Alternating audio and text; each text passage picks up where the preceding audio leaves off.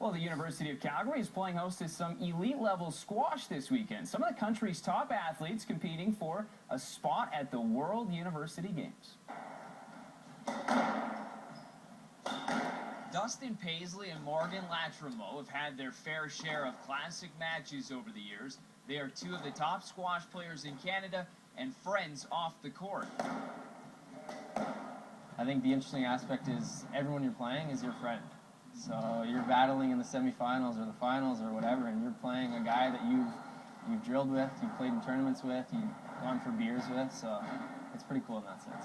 Paisley out of Calgary and Latrimo out of BC are competing this weekend as part of the Canadian University College Squash Championship. You bring everyone in from Canada, and this is where the big players come to try and take everyone down. Especially these tournaments, it gets really competitive, and especially if you're playing people that you usually never play, because that's another thing with national tournaments, you get to play people from all across the country.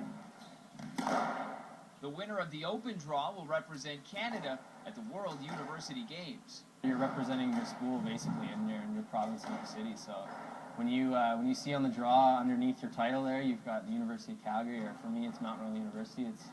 It's pretty cool to be able to represent the institution that's kind of giving you the education. But at this event, it's not just for Canada's best. The great thing about the game of squash, you can find a great match at any skill level.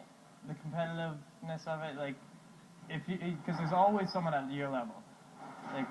There's always someone to play at your level. So if you're just starting off, there's always people starting off, and you can always find someone to play.